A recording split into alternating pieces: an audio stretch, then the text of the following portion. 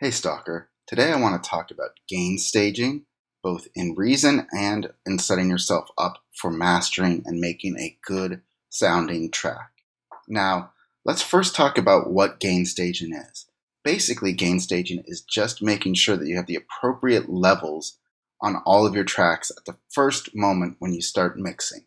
And this will allow you to do a few things. First of all, it will prevent clipping, and clipping is the death of good sounding music. It's basically when a sound is too loud for the ability to process it. Instead of doing something musical, it just squelches and it loses all character, all tone. It's just sort of like a maybe that sound even clipped. It doesn't sound good. It doesn't sound musical. So that's the first reason we gain stage. The second reason to gain stage is because it will allow vintage emulating plugins to work properly. These plugins are designed to emulate traditional technology. And so in the hardware days, things are expected to be at certain levels. And so you need to get the most out of these plugins, you need to hit them with the right amount of levels because that's what they're expecting. That's what they're emulating. If you don't do that, then you're going to get bad results and you wasted all your money on those plugins. So what's that magic number for most of these plugins? For most of the vintage emulating plugins, you're going to want to target negative 18 dBs, dBFS. So negative 18 is what you're going for if you want to be hitting these vintage emulating plugins and getting the most out of them. The third reason you want to gain stage is it's just going to give you some confidence. It's going to give you a good starting point for your mix, and it's going to help you just grow as a mixer because you're going to be worrying about one less thing. So let's talk about what gain staging, the difference between gain staging and everything else. So you've got these faders here, and these aren't really for gain staging at all because the way the signal flows in Reason and all other DAWs pretty much is first you go into the input section. On Reason, you have a built-in gain knob here.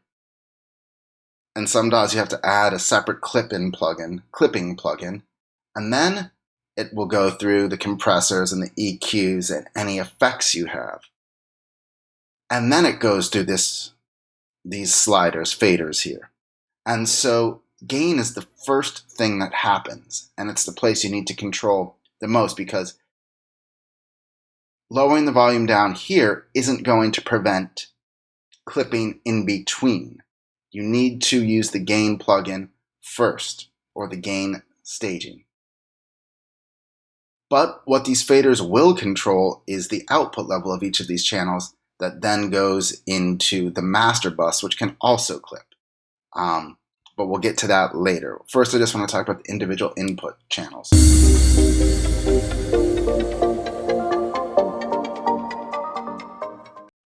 I also wanted to let you guys know, if you're looking to get better at mastering, I've got a free mastering checklist, which is going to teach you how to get quickly better at mastering. And really, the relationship between mixing and mastering is so essential. And that really, a lot comes down to these levels and how hot you're hitting things before you start mastering. So there's a couple of different ways that you can control gain in Reason. First, you can just adjust these gain knobs here. Or if you've got audio files, there's the level here, and you can increase or decrease the level of the clip. That's called clip gain automation. That can be a very helpful way, especially if you've got serious differences in parts of the song, that you didn't necessarily intend. So if this part's too quiet, maybe you could clip it up, and if this part was just too loud, you could clip it down. And by clip gain it down, not actually using clipping to go down.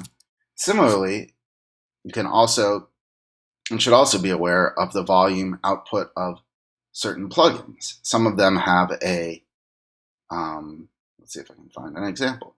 Like Monotone has a master volume, and you could also use that to set it. It's probably cleanest and easiest, though, just to do it from here, because you can see it just right across the bat. And so what we're going to look for, we're going to try and get all of these at around 0 dB. Negative 10, somewhere between negative 10 and negative 20 is what we're shooting for. and that'll give us plenty of headroom then over here. So what I've done is I've set a loop point, and this is important, on one of the louder parts of the song. Not every instrument's playing here, but it's good enough for our purposes today. So we'll hit play. And you can see the levels. The bass is coming in a little hot.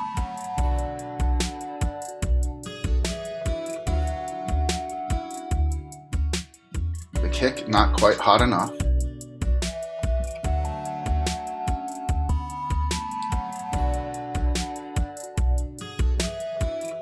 This lead is probably could be gained down just a little bit. These two guitars, maybe just a little bit more.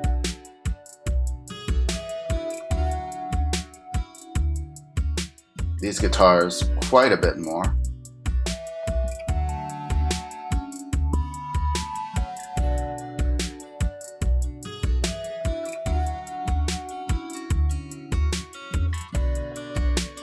That's a little too much. Okay. And so I also forgot to neglect one thing. These guitars here were recorded live. So that's actually the first step of the gain staging process. When you're recording things, be sure to record quiet. Like, that's why I have to turn, you notice I'm turning almost all the live instruments up quite a bit.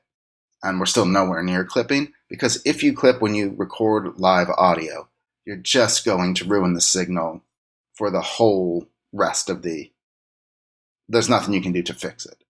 So record quiet. It's always easy to turn up just using the clip gain. I could add an additional plugin to turn it up more if I even needed more volume. So first, it's the record level that you record live audio at, and then when you start mixing, you're starting to shoot for 10, between -10 and -20. These faders for, well, they're for fine tuning, because like I said, it's already hit the plugins, it's already hit everything. And maybe once you get it through a plugin, the volume will change. That's a big thing that can happen, is that plugin volumes will make sounds change. The other thing though is, maybe you want to do a fade in or a fade out, so you can do automation with these, but they're not for setting the overall level. Now let's actually take a listen, not just use the meters.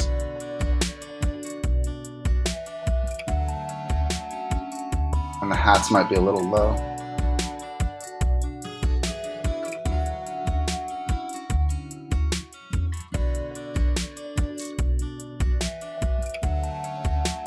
The bass is still maybe a little hot. And so, ironically, we've ended up at exactly the right amount of, not ironically, it's pretty much, if you do it right, then it's going to end up right. But you want to be, when you start to master, ideally you want to leave yourself a lot of headroom. Now you can always just clip it down again and start from normal, from a level, when you're mastering. But I prefer to have a lot of room to work when mastering, although I don't always. And so I aim for -12 as a reference point for my mix when I'm done mixing, but before I master. And so it's important to note that here in Reason you have a couple different metering modes. So you've got PPM plus peak, VU, which is sort of the old-fashioned way, where you'd be aiming for 0.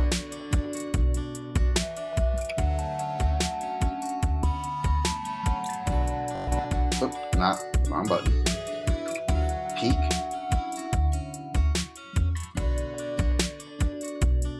And then, I don't know, it's not giving me that information anymore, but VU and peak. And the yellow is the peak. And this here, which is where you've got the average and the peak there. And so the peak is nowhere near clipping, and our average is right about where we want it to be. Maybe it's a little hot.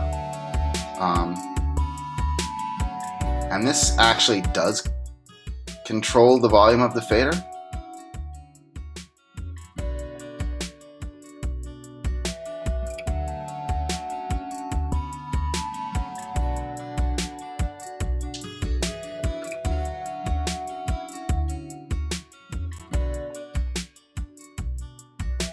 And then when I'm monitoring, you can have it set up for the control room. Output will control the levels, but I just like to use the volume on my audio card.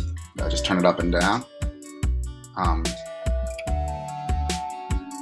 And so now we know that the master kick compressor is triggering well. We know everything's running smoothly. And if we were to insert any plugins, they'd be running good. Another thing to note is I believe that the meters on each individual channel are VU meters as opposed to average dBs meters. So they're giving you slightly different data, but aiming for 10 is going to get you where you need to go. And so you can see that by doing this, let's make the kick mono.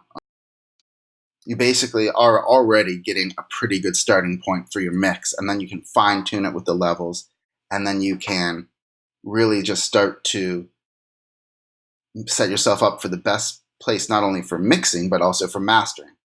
The thing you're going to need to keep in mind also is that this is without any processing, right? So you might use a parallel channel, you might use some effects sends, you might use like distortion plugins or something. So your volume is actually going to creep up as you mix, right? This is like the first stage of mixing. And so you might want to consider lowering your master level as your mix gets louder, partly because you want to leave headroom, but also because the louder something is, the better it sounds, and you want to make sure it's not sounding better just because it's louder. So shooting for sort of a consistent level here can also be helpful in that respect for why you do it. Another thing I should note is that internally, it's impossible to clip in Reason because of the way it uses floating points, and it doesn't calculate anything until it hits the actual output bus here, the master bus. So the signal chain is, let's look here, right? It goes from the master section, and there's a bunch of, you can put inserts onto the master section. And then it's at this moment here where clipping can occur. When the master out goes to the audio output. If that level is clipping, then you're going to clip. And so actually, I've got a limiter in here, but when you master in Reason, you actually want to run the master through the master out so that you can be sure that, that the master out has ultimate control. Like this ozone plugin, you set the margin here so it will never go above -1. I wasn't doing any limiting here. I was just having it to make sure there wasn't clipping, not that we're anywhere near it. But let's just take a look at that. So,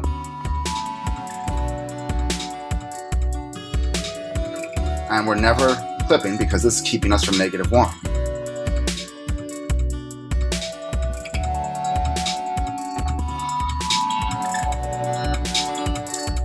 A lot of distortion, but no clipping.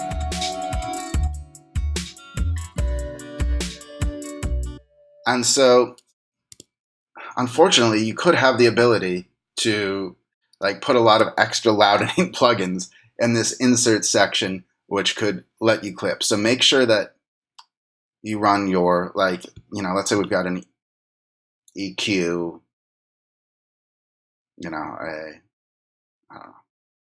an EQ or something